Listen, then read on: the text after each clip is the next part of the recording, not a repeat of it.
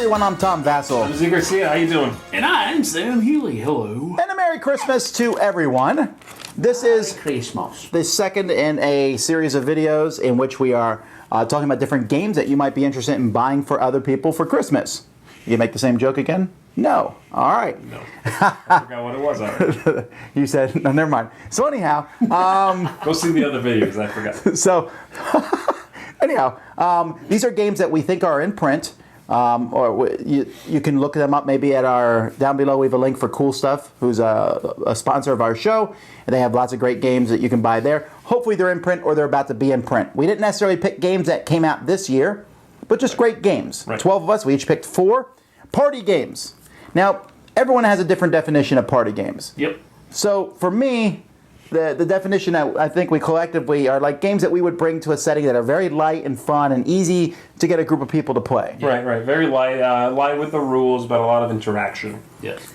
Right. I mean, so you might be used to games like Categories and such, and while those are fine games, this might be slightly different, and some of them will be awful similar also. So we're going to start. Party games also usually have a higher player count too. Usually. There's a few in here that maybe go lower, but yeah, for the most part, most of these games handle 6 or so. Mm-hmm. So we'll start with Z, then me, and Sam. All right. 4 games each. Here we go. Okay, my first game is actually a word game, which is called Tapple.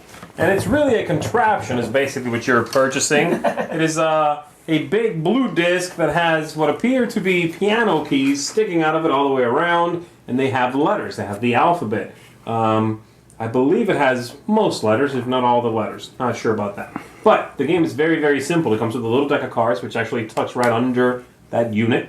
And you pick a category, and then you go around the table saying something that fits that category. So it could be household appliances, and you say, well, refrigerator, and you hit the R.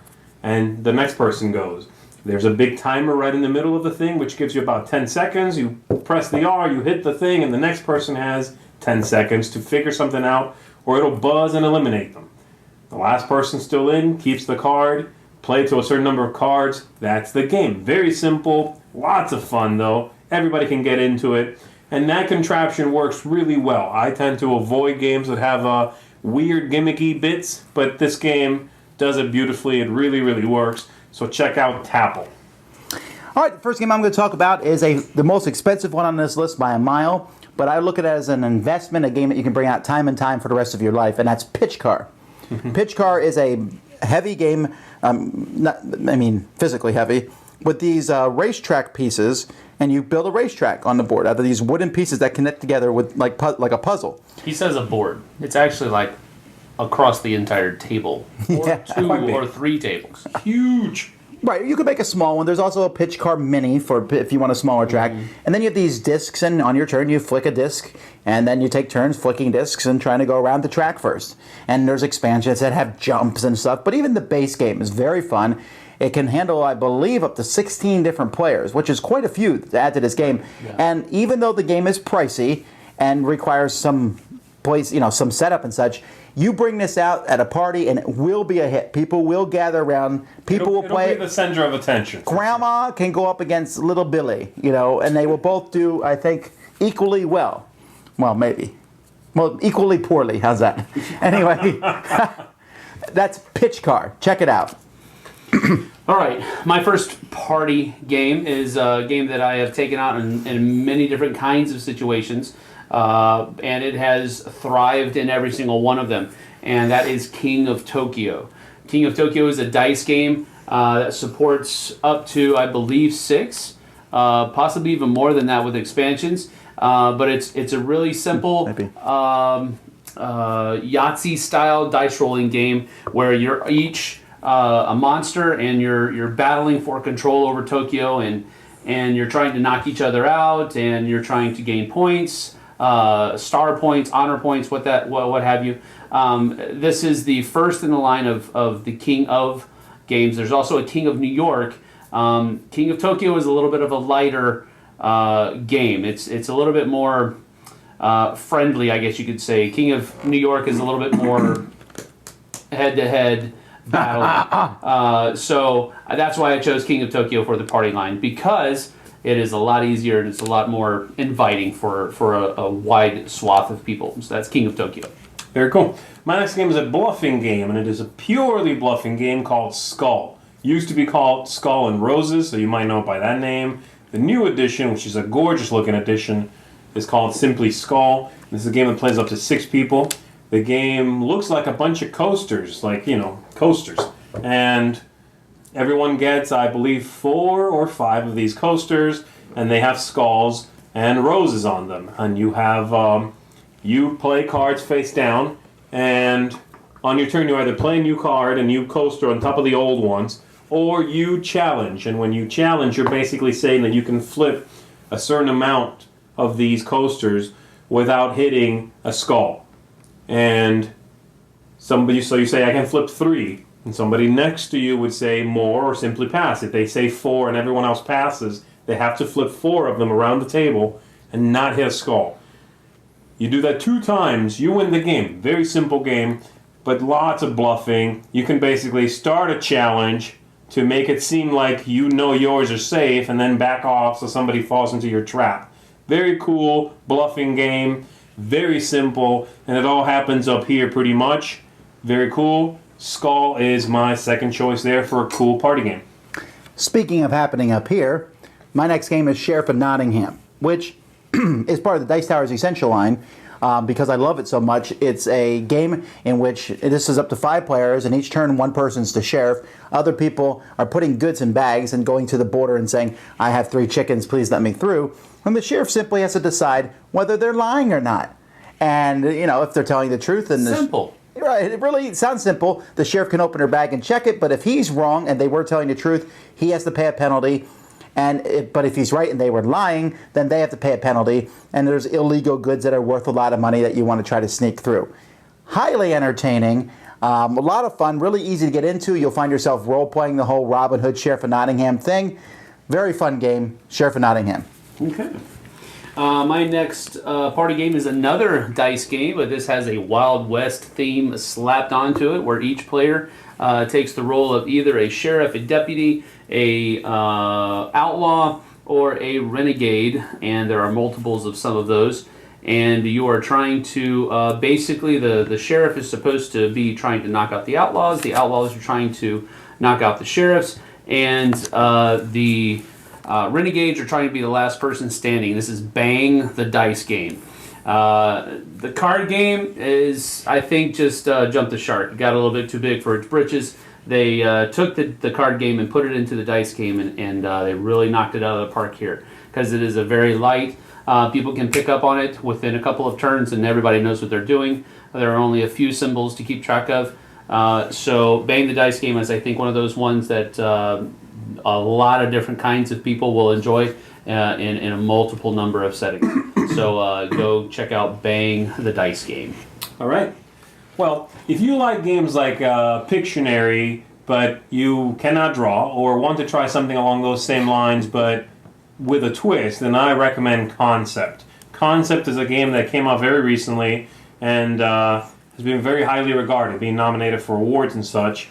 The game is basically a big board with many icons upon it, and there are cards which tell you a concept, a thing, ice, snowstorm, the beach, whatever, okay? And how the way it works is a player will be the one giving clues, everybody else is attempting to guess what's going on, but instead of drawing like you would in a game like Pictionary, you are marking those spots on the board, which are, again, concepts. Tall, short, thin, wide, cold, hot, solid. Sometimes they're just pictures that you can sort of interpret as whatever you want it to be, though the rule book does give you some hints. And that's basically the game. It can be very fun. You can even play with 2 people giving clues together, looking at the same card, so they can help each other out. You can play sub-concepts, so if you have a really complicated idea, you can mark it with differently colored cubes to mark something as a sub-concept of the original bigger idea. It can get heady, it can get tricky, but it makes for a really fun, laugh-filled time, so I recommend it very highly, Concept. The next game I have is a game that is based on a very popular parlor game that people have, I think it's called the person game, the people game. It's called Time's Up. There's 2 versions available. There's Time's Up, and then there's Time's Up Title Recall. Time's Up is about people, famous people or famous fictional people, and Title Recall is about titles of books, songs, and movies and such. So what you're doing in this game is you have a partner in the game, and you are trying to get them to guess these clues on cards. And at first, you just give them clues and see if they can guess them. Then in the second round, you give them one-word clues. And in the third round, all you can do is pantomime and make noises and such. And this comes together in such a solid package. I've been playing this game for like 13, for almost 15 years now. Love it. Think it's just as good as the first time I played it. Highly entertaining, and I'm glad to see that it's still in print. If you've not tried it before, check it out. Pick the category you think's better, people or books and things, but that's Time's Up. Very good choice. All right, my next installment for the 12 party games of Christmas is a game that is set in a futuristic dystopian Traitor?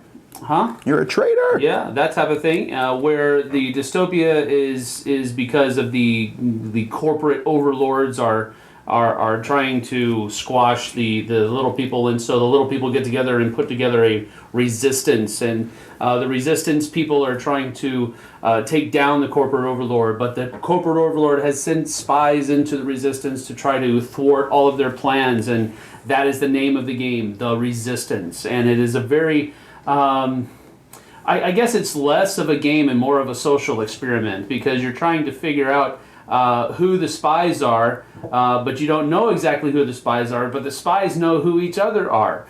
And so you're trying to go on these different missions and accomplish these different missions, but at the same time you don't want to, if you mistakenly pick a spy to go on the mission, well, he's going to try to fail the mission for you. And whoever gets the most missions out of 5 correctly won for their side, that side wins the game. So it's a very cool game. It's a very tense game, but it's well worth your time. The Resistance. Very cool. My last choice here for party game is a little card game that was put out by Fantasy Flight Games. This is a game called Masquerade. And the game is very simple. Everybody has a character which they keep face down, and each character allows you to do one action. You are trying to collect a certain amount of gold, and you win.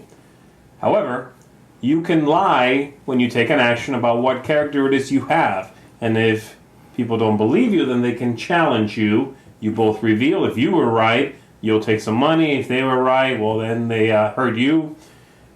And you're also allowed to switch characters with each other. Each character has a power. You're allowed to switch characters. And when you take another player's character, you'll take that one. You'll take both. You'll put them under the table. And then you'll give one back to each player, so they don't know, nor does anyone else, whether you really switched or not.